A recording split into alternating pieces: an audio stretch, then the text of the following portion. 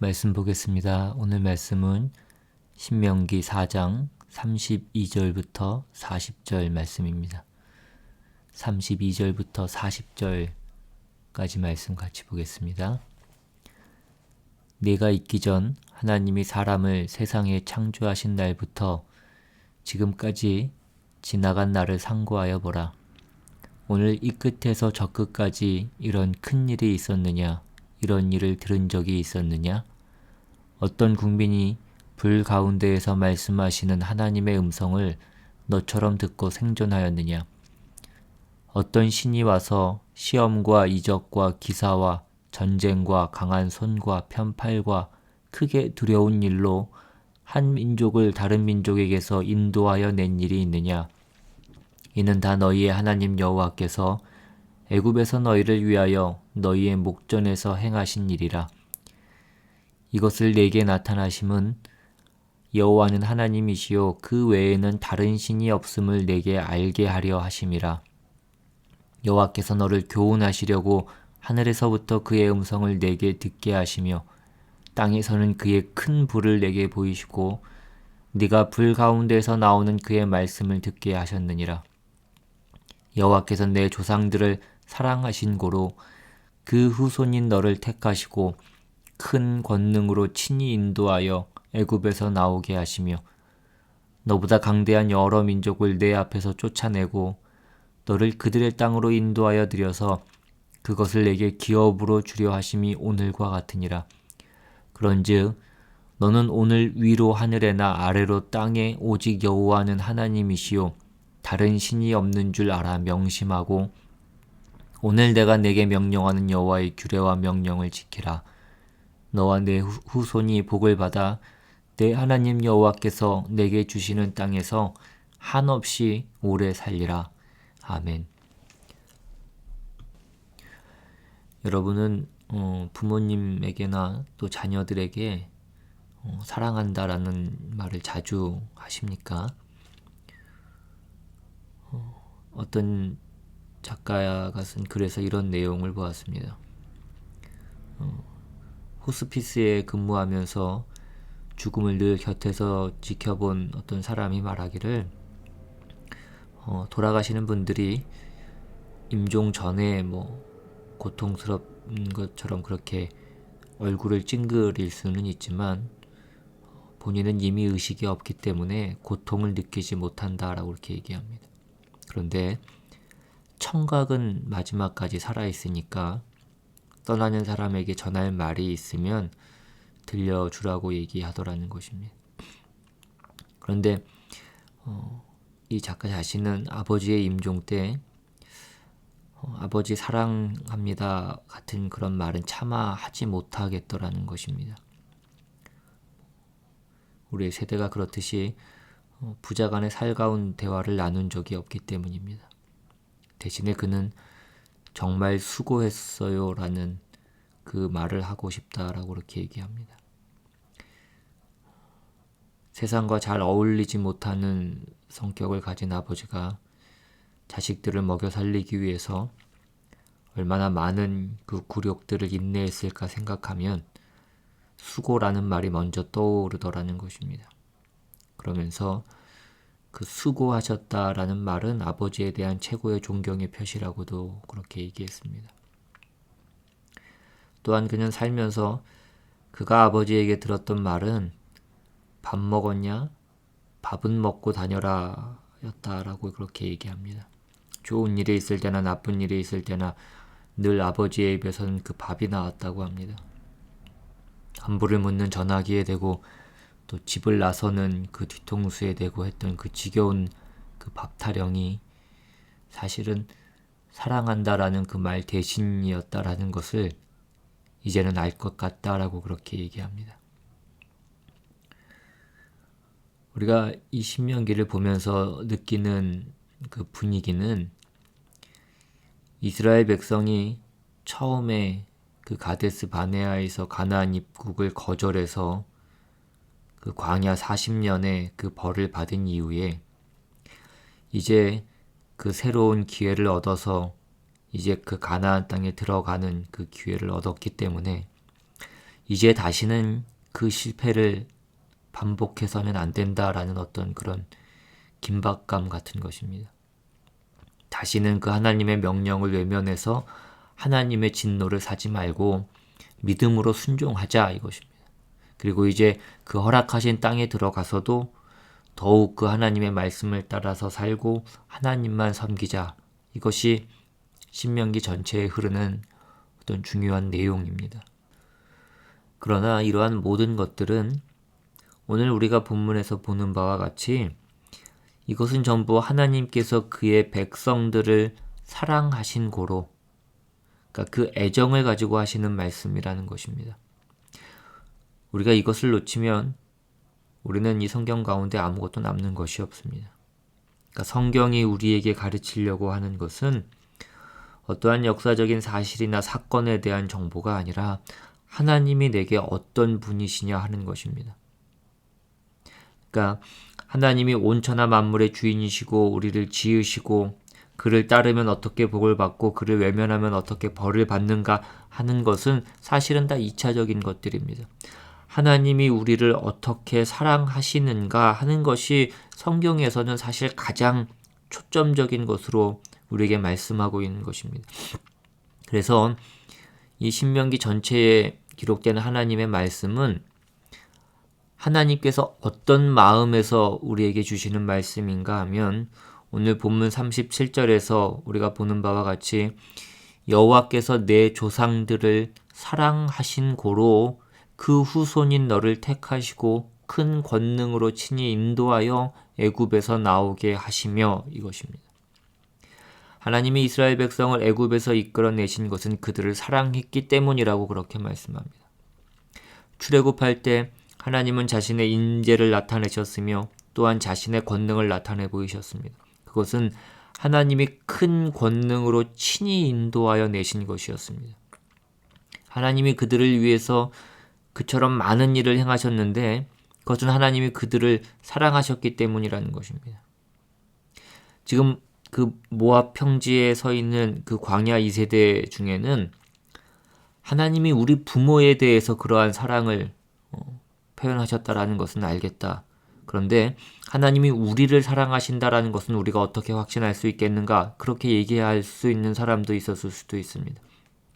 근데 모세는 하나님이 과거에 너희 조상들을 구속하신 것은 너희 조상들을 사랑해서만이 아니라 또한 그 후손인 너희를 택하셨기 때문이라고 말씀하고 있는 것입니다. 하나님의 사랑은 어떤 특정한 세대에 국한되지 않습니다. 하나님은 조상들뿐 아니라 그 후손들도 사랑하십니다. 하나님은 그들을 사랑하셨던 것처럼 오늘 우리도 사랑하신다는 것입니다.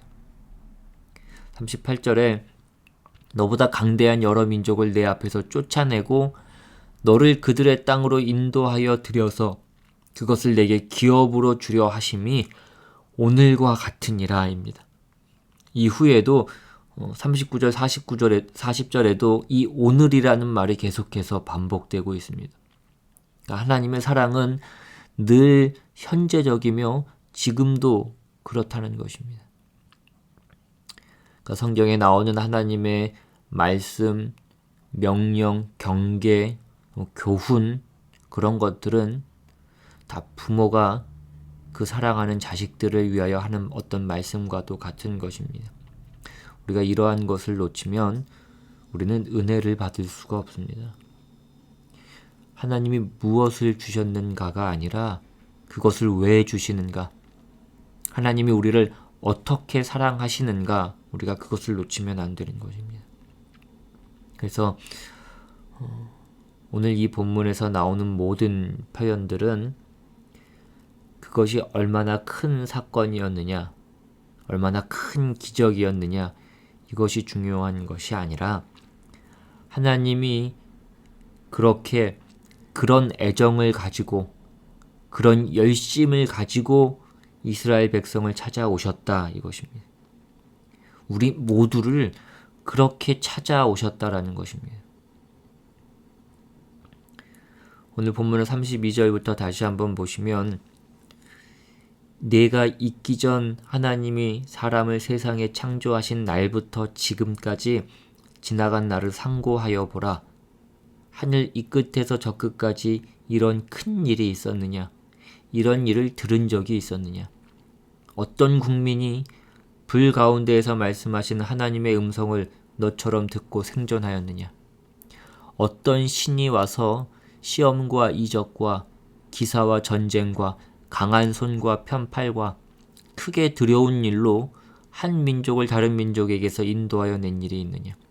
이는 다 너희의 하나님 여호와께서 애굽에서 너희를 위하여 너희의 목전에서 행하신 일이라. 저들의 목전에서 이스라엘 백성들을 위하여 저들의 눈 앞에서 한 일들이라고 말씀하십니다. 이스라엘을 위한 하나님의 구원사는 창조 이래 어디에서도 유례가 없는 유일무이한 그런 사건입니다. 하나님의 기적적인 역사로 그 400여 년 동안 노예 생활을 했던 이스라엘은 어떤 특별한 사전 준비를 한 것도 없이 무슨 독립운동이나 어떤 변변한 무기도 없이 당시의 최강국이었던 애굽을 탈출했습니다. 또한 출애굽한 이후에 40년 동안이나 그 광야에서 200만 명이나 되는 그 사람들이 광야에서 생존했습니다. 그러니까 이 모든 것은 하나님의 기적적인 손길과 인도와 보호 때문이었음을 다시 한번 상기시키는 것입니다. 이것은 마치 부모가 자식한테 얘기하는 것과 같은 것입니다. 내가 너 하나 잘 되라고 내가 이 모든 고생을 하는데 네가 이러면 되겠냐? 너 보고 돈 벌어서 나한테 효도하라는 것도 아니고 너 위해서 공부하라고 하는데 왜 그것을 안 하냐 이거죠. 여러분도 예전에 자식이었고 이제 또 자식을 키우는 그런 입장이니까 부모가 자식에게 갖는 그 사랑을 잘 아실 것입니다. 하나님이 우리에게 그렇게 찾아오신다는 것입니다. 그러니까 우리가 하나님께 어떤 신앙의 결단과 충성을 바쳐야 될 어떤 첫 번째 이유는 하나님이 우리를 사랑하시기 때문입니다. 무엇을 주고받는 어떤 그 이해관계 이전에 그 하나님의 사랑이 먼저인 것입니다. 지금 신명기의 모든 그 말씀과 모든 명령들도 말하자면 우리에게 이렇게 해라 저렇게 하지 마라 하는 것은 그분이 우리에게 부모된 심정으로 와서 하시는 말씀이시지 그분이 어떤 큰 힘을 가졌기 때문에 우리에게 와서 우리를 위협하시는 그런 말씀이 아니라는 것입니다. 부모가 자녀에게 공부해라 그러면 말 안 듣는 자식들이 뭐라고 얘기를 합니까? 공부 잘한다고 꼭 잘 사는 것은 아니던데요. 공부하라고 하는 것은 돈을 벌라는 얘기는 아닙니다. 공부하라는 건 훌륭해지라는 얘기입니다. 공부 잘하는 사람이 꼭 훌륭한 것은 아니지만 학생이 공부를 열심히 하는 것은 성실에 관한 문제고 그것이 훌륭해지는 가장 보편적인 방법이라는 것입니다. 그 보편적인 길, 그리로 가야 마땅한 그 길을 부모가 어떻게 자식에게 요구하지 않을 수 있겠냐 하는 것입니다. 그래서 심지어 뭐라고까지 얘기를 합니까? 너 공부만 잘하면 내가 너 해달라는 거 다 해주겠다 그거 아닙니까? 하나님이 우리를 얼마나 사랑하시냐면 하나님이 우리에게 너 이리로 가면 복 받는다. 그리고 저리로 가면 벌을 받는다. 그러니까 너희가 알아서 해라. 그렇게 하시지 않는다는 것입니다. 우리의 신앙에 있어서 가장 큰 문제는 뭐냐면 우리가 하나님 앞에 어떤 간절한 요구사항이 있을 때는 우리도 열심을 냅니다. 그런데 그것이 잘 안 되면 우리는 다시 어떻게 됩니까? 좀 하다 안 되면 역시 안 되는구나, 역시 아니구나 하고 우리는 금방 포기를 합니다. 그러나 하나님은 그렇게 하지 않으신다는 것입니다. 하나님은 우리가 하나님을 배반하고 또 배반해도 우리가 그 돌아온 탕자의 비유에서 보는 바와 같이 그 아들이 돌아오기를 매일매일 기다리시는 그 아버지의 심정이라는 것입니다. 그 아버지의 심정, 그것이 성경이 우리에게 가르치고 싶어 하는 것입니다.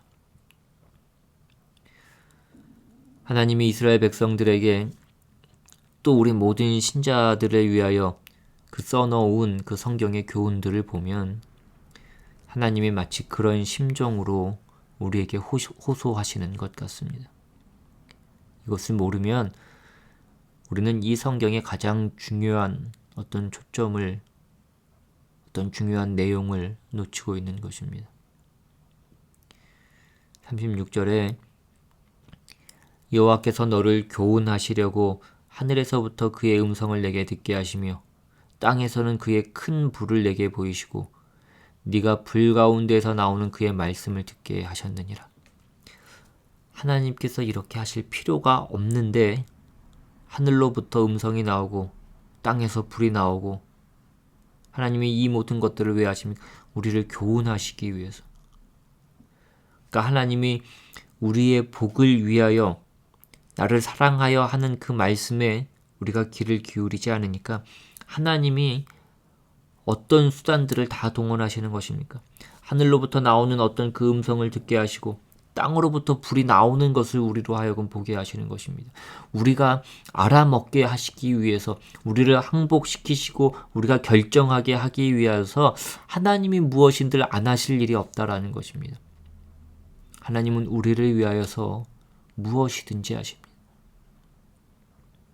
그래서 32절에 나온 바와 같이 네가 있기 전 하나님이 사람을 세상에 창조하신 날부터 지금까지 지나간 날을 상고하여 보라. 무슨 역사를 상고할 것도 없이 우리 개인의 인생을 한번 돌아보시기 바랍니다. 우리는 매일 우리가 이미 붙잡은 것들은 다 잊어버리고 우리가 욕심내는 어떤 그 내일만 붙잡고 있느라고 하나님께서 나에게 얼마나 큰 은혜를 베푸셨고 얼마나 많은 것을 주셨는지 우리는 쉽게 잊어버리는 그런 족속들입니다. 그러나 여러분, 다시 한번 우리의 지나간 날을 상고해 보십시오. 하나님이 우리 인생에 얼마나 극적으로 간섭하셨고 그 위기에서 우리를 구출하셨는지, 우리가 발버둥 치고 그 망하는 길로 가려고 하는 것을 하나님이 얼마나 극적으로 막으셨는가 한번 돌이켜 보십시오. 무슨 어디 나가서 남들 앞에서 간증할 만한 어떤 대단한 일은 없을지도 모르지만 실제로 우리의 지나간 날을 돌이켜 보면 그 하나님의 자녀들의 인생에는 누구에게나 하나님의 그 놀라운 손길들이 있었다라는 것을 우리는 다 발견하게 될 것입니다. 지금에 와서는 그것이 이미 일어난 일이고 결과된 일이니까 쉬워 보이지만 그렇지 않습니다. 저도 제 삶을 돌이켜보면 하나님이 제 인생의 중요한 순간마다 크게 간섭하셨던 그 기억이 있습니다. 하나님이 간섭하지 않으시고 역사하지 않으셨다라면 저는 아마 목사는 둘째치고 아마 교회에도 안 다녔을지도 모릅니다. 제가 신학교 때 어떤 문제에 걸려서 방황하다가 군대를 갔는데 우리 소대의 고참 중에 우리 학교 그 신학교 1년 선배가 소대 고참으로 있었습니다. 그리고 대대 군종으로 그렇게 있었습니다. 자기 후배가 왔다고 좋아하고 저를 중대 군종으로 그렇게 이름을 올려놨었는데 다른 중대 군종들이, 제가 사중대였는데 사중대 군종이 누군지를 몰랐습니다. 제가 그때 교회를 안 갔거든요. 교회도 안 가고 나중에는 그냥 성경만 봤는데 그 구약 성경을 읽는 중에 가장 크게 들어왔던 것은 하나님의 자비하심과 신실하심과 그 성실하심이 분명히 나타나고 못된 것은 인간이더라는 것입니다. 인간들은 지들이 뜨거우면 뜨겁다고 난리를 치고 추우면 춥다고 난리를 치고 배고프면 배고프다고 목마르면 목마르다고. 자기들이 그러지 하나님이 그러시는 적이 없더라 그것입니다. 하나님에 대해서는 우리가 불평할 것이 없더라는 것입니다. 불평할 것이 있고 욕먹을 것이 있다면 그것은 인간들이더라는 것입니다. 우리 같은 것들이 하나님 앞에 자기 마음에 무언가 확인이 안 된다고 별짓을 다 하는 것에 대해서 하나님이 꼭 다 응답을 하실 필요가 없습니다. 그러한 것들은 사실 우리가 성실히 우리의 인생을 살아가면서 물어야 되는 것들입니다. 그런데 무슨 중요한 문제에 어떤 직면했다는 그 핑계를 대고 우리가 해야 될 어떤 일들은 안 하고 반항하고 버팅기는 그 못난 것한테도 하나님이 찾아오시고 답을 주시고, 그래서 내가 구했던 것보다 더 큰 답을 주셔서 그것이 우리의 신앙에 있어서는 가장 중요한 어떤 기본을 가질 수 있게 만들어 주더라는 것입니다. 우리 하나님이 우리에게 찾아오셔서 주시는 답은 너는 무슨 한국에 가서 살아라, 아니면 미국에 가서 살아라, 네가 동편으로 가면 귀인을 만날 것이다, 그런 것이 아니라는 것입니다. 성경이 무슨 오늘의 운세와 같은 것이 아니라는 것입니다.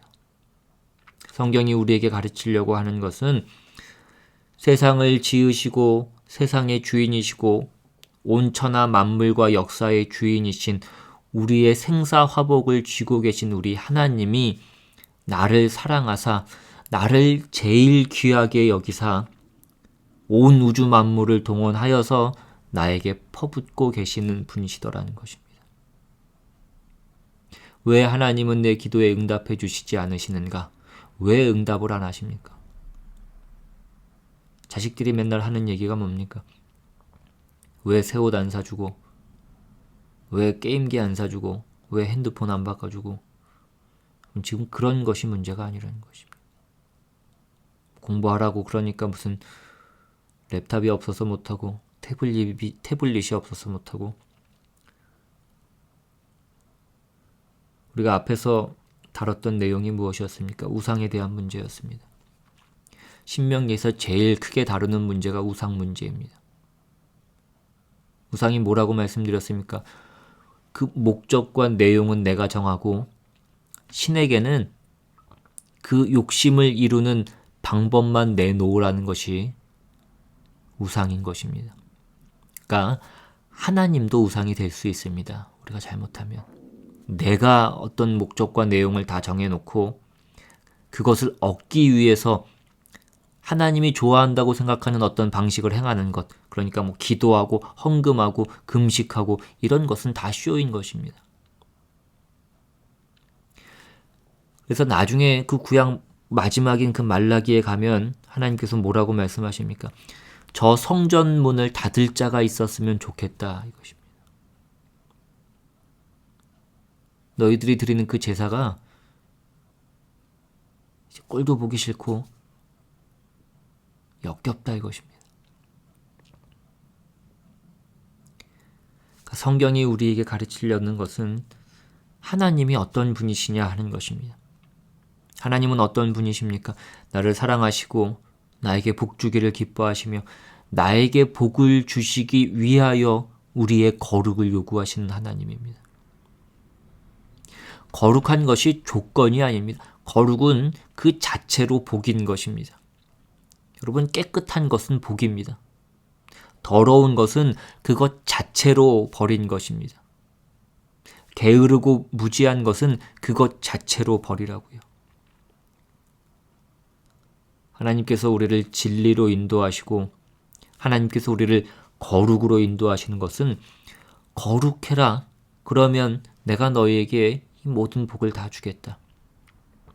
이것은 마치 너 공부만 잘해라, 그러면 네가 원하는 건 내가 다 해주겠다, 그러는 것입니다. 그러면 우리는 처음에는 내가 원하는 것, 그 다 해주겠다라는 것 때문에 우리가 공부를 합니다.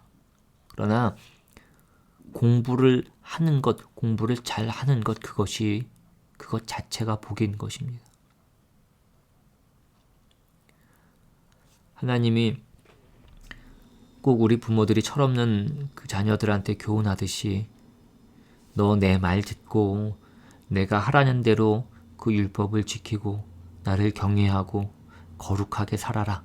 그러면 내가 너희를 이 땅 가운데 장수하게 하고 너희가 나가도 복을 받고 들어와도 복을 받고 앉아도 복을 받고 그렇게 해주겠다. 하나님이 이 이상 더 어떻게 하실 수 있겠냐는 것입니다. 물론 우리가 우리의 일상생활 속에 하나님 앞에 구해야 될 것이 많이 있습니다. 그러나 그런 것은 모두 연필 사주세요, 공책 사주세요, 뭐 사주세요 그러는 것과 같은 것입니다. 우리는 이런 것하고 비교할 수 없는 어떤 근본적인 것이 해결되어 있는 곳 속에 있는 그 신자라는 것입니다. 그래서 우리가 신약 성경에서 보는 바와 같이 성경이 우리에게 뭐라고 말씀하고 있습니까? 데살로니가전서 5장 16절에 보시면 우리가 잘 아는 그 말씀, 항상 기뻐하라, 쉬지 말고 기도하라, 범사에 감사하라. 이것이 그리스도 예수 안에서 너희를 향하신 하나님의 뜻이니라. 하나님이 우리에게 어떤 마음을 갖고 계시는가? 우리를 어떻게 대하시는가? 그것이 항상 기뻐하라, 쉬지 말고 기도하라, 범사에 감사하라입니다. 우리가 이 말씀을 잘못 보면 이게 무슨 스스로를 체면을 걸어서 스스로를 격려하는 어떤 그런 식의 문구같이 보일 수 있는데 그렇지 않습니다. 우리가 기뻐하고 기도하고 감사하자 어떤 그런 운동을 벌이라는 것도 아닙니다. 항상 기뻐하라, 쉬지 말고 기도하라, 범사에 감사하라.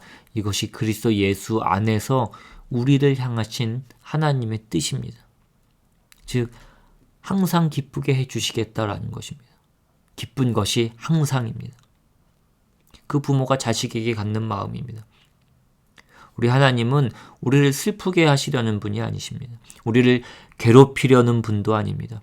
기뻐도 항상 기쁘게 하기를 원하시는 분입니다. 쉬지 말고 기도하라. 우리에게 귀를 기울이시되 늘 그 귀를 대놓고 계시는 분이 하나님이시라는 것입니다. 언제나 우리의 말을 들으려고 하시는 분이십니다. 우리 편이신 분이시고 내 옆에 계신 분이시라는 것입니다. 내가 밤낮 쉬지 않고 빌어야 그 정성이 하늘에 닿아야 하나님이 들으시고 무슨 열매를 맺는다 그런 뜻이 아닙니다. 내가 늘 듣고 있겠다. 네 곁을 떠나지 않겠다. 내가 너를 늘 지켜보고 있고 어느 누구도 네 머리털 하나도 상하지 않도록 내가 지키고 있겠다. 이것이 쉬지 말고 기도하라입니다. 범사에 감사하라. 큰 것만 해결해 주시는 것이 아닙니다. 모든 문제, 범사에 가장 사소한 문제까지 하나님이 우리의 편이시라는 것입니다.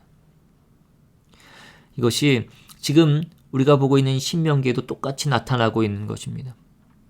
너희가 내 말을 들어라. 그러면 너희가 복을 받는다. 내가 어떻게 너희를 사랑하고 너희를 위하여 내 모든 진심을 기울여서 너희를 교훈하고 너희를 그 복받는 자리에 세우려고 했었는지 너희가 알아라. 이것이 신명기입니다. 이스라엘 백성 앞에 나타나신 하나님의 그 사랑과 그 애정과 그 무한하신 권능입니다. 그리고 그것은 오고 오는 모든 세대에 하나님께서 부르는 그의 백성 앞에 말씀하시는 하나님의 말씀이요, 하나님의 심정이요, 모든 성도들을 향하여 하나님이 가지시는 하나님의 마음입니다. 여러분 모두가 오늘 여러분의 신앙의 현장에서 어떤 어려움을 겪고 계시든지, 여러분의 신앙 현실이 얼마나 고달프든지 여러분은 근본적으로 이 온 천하 만물의 주인이신 그 하나님의 사랑과 보호와 간섭과 지키심 속에 있는 것입니다. 오늘 우리가 그 데살로니가전서 5장 16절 이하에서 확인한 바와 같이 항상 기뻐하라, 쉬지 말고 기도하라, 범사에 감사하라가 우리의 것인 줄을 확인하시고 승리하는 자가 되시고 감사하는 자가 되십시오. 그 하나님의 사랑을 받고 반응하셔서 우리가 하나님의 자녀라는 그 영광된 자리로 부름받은 것을 아시고 그 특권을 누리시는 그 하나님의 자녀가 다 되시기를 주님의 이름으로 축원합니다. 기도하겠습니다. 하나님,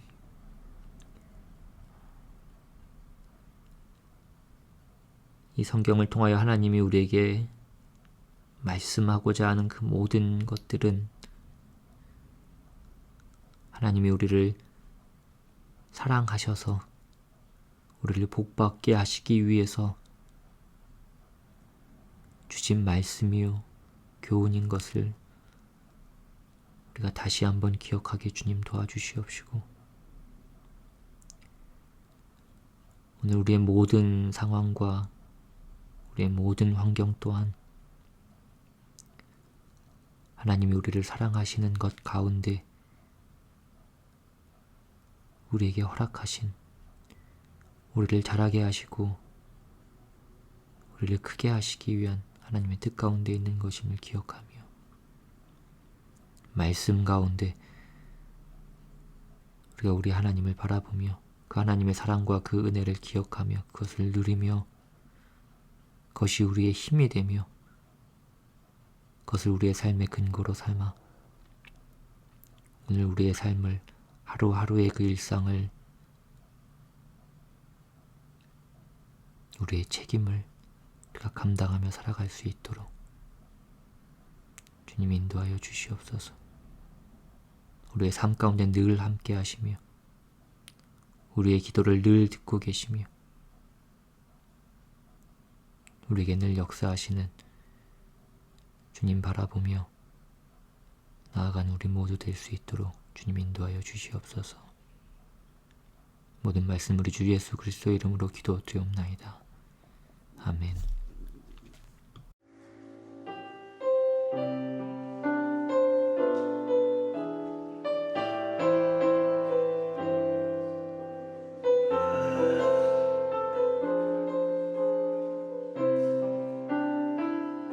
아버지, 당신의 마음이 있는 곳에 나의 마음이 있기를 원해요. 아버지, 당신의 눈물이 고인 곳에 나의 눈물이 고이길 원해요. 아버지, 당신이 바라보는 영혼에게 나의 두 눈이 향하길 원해요. 아버지, 당신